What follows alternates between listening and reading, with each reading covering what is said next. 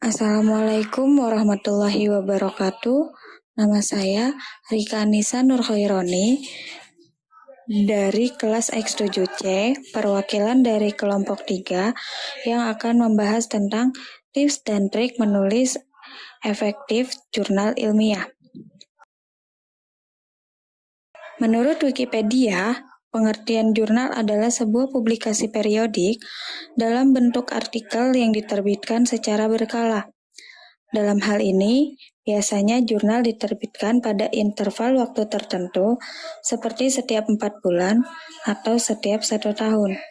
Jurnal memiliki beberapa jenis, yang diantaranya adalah professional or trade journals, popular journals, dan scholarly journals.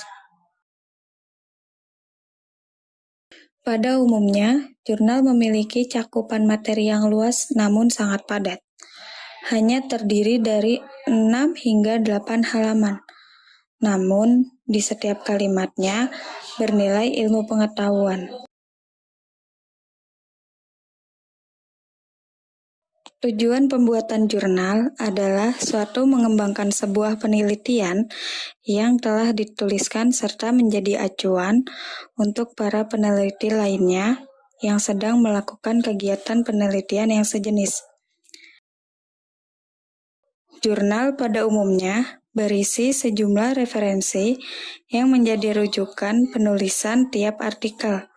Jenis artikel yang ditulis tidak sebatas laporan penelitian, namun bisa pula berupa review literatur. Di sini, saya akan menjelaskan tentang susunan jurnal yang benar. Di antaranya adalah 1. Judul, 2. Abstrak, 3. Pendahuluan, 4. Bahan dan metode, 5. Hasil, 6. Pembahasan, 7. Kesimpulan, dan 8. Daftar pustaka. Judul. Setiap jurnal ilmiah harus memiliki judul yang jelas. Dengan membaca judul, akan memudahkan pembaca mengetahui inti jurnal tanpa harus membaca keseluruhan dari jurnal tersebut. Judul tidak boleh memiliki makna ganda.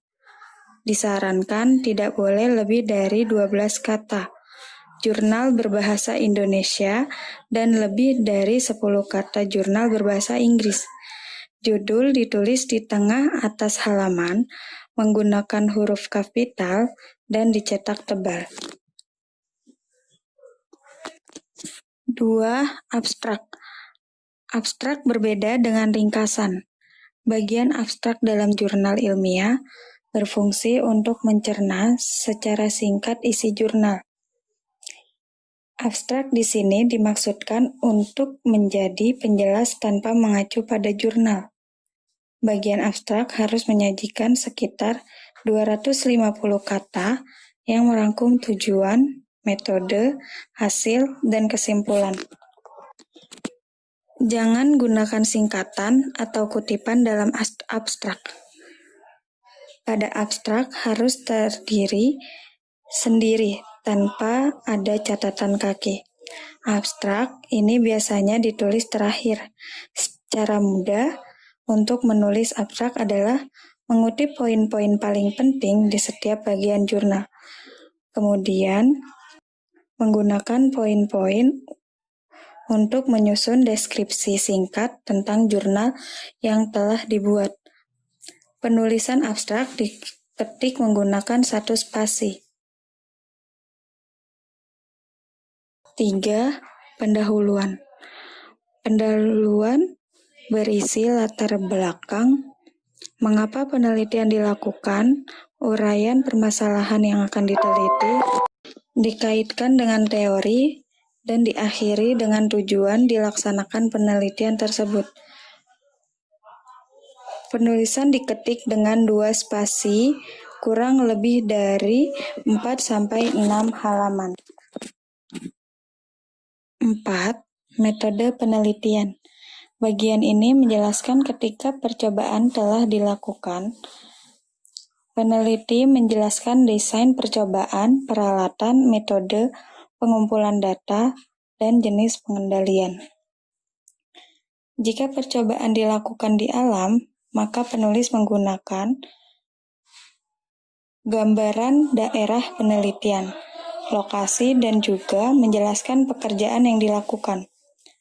Aturan umum yang perlu diingatkan adalah bagian ini harus memaparkan secara rinci dan jelas hingga pembaca memiliki pengetahuan dan teknik dasar agar bisa dipublikasikan.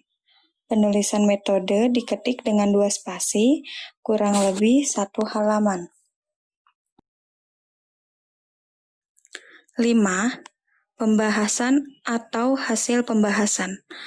Pembahasan dapat dibagi dalam beberapa sub-bagian, diketik dalam 2 spasi, penulisan kurang lebih 4-6 halaman. Dalam pembahasan, membandingkan hasil penelitian dengan model atau teori yang diacu, yang menggunakan atau menghubungkan hasil penelitian Anda dan penelitian sebelumnya dengan menunjukkan persamaan dan membahas perbedaannya.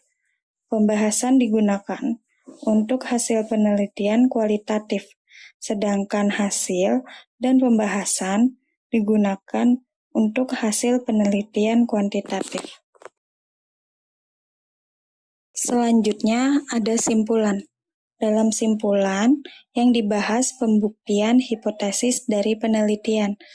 Ditulis ringkas yang membuat informasi yang cukup sehingga pembaca mengetahui bahwa telah membuktikan hipotesis yang telah dilakukan dan dalam mengetahui kelebihan dan kekurangan metode. Biasanya terdapat saran yang berisi kemungkinan penelitian lebih lanjut dan potensi-potensi yang dimiliki metode yang dipakai dapat dimasukkan. Yang terakhir, daftar pustaka. Daftar pustaka pada karya ilmiah atau jurnal ditulis langsung setelah teks berakhir atau tidak perlu ganti halaman baru. Sedangkan daftar pustaka pada makalah, buku, atau penelitian ditulis dengan berganti halaman baru. Jenis penulisan daftar pustaka diberi judul daftar pustaka, dicetak tebal dengan huruf tegak, kapital semua. Unsur yang ditulis dalam daftar pustaka secara berturut-turut meliputi 1. Nama pengarang ditulis dengan urutan nama akhir, nama awal, dan nama tengah tanpa gelar akademik. 2. Tahun penerbitan. 3. Judul, termasuk subjudul. 4. Tempat penerbitan. Dan 5. Nama penerbit.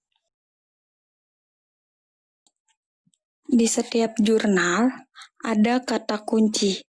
Kata kunci sebanyak 3-5 kata, diambil dari inti yang akan dibahas dalam penelitian.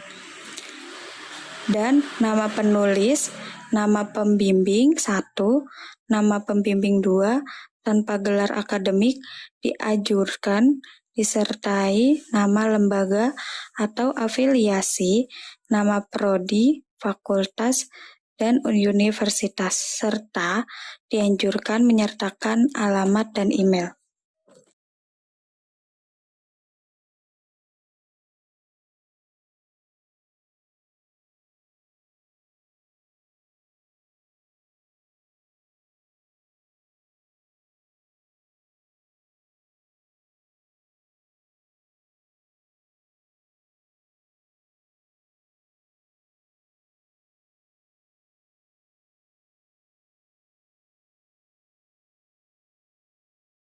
Itu saja yang saya sampaikan dalam membahas tentang tips dan trik menulis efektif jurnal.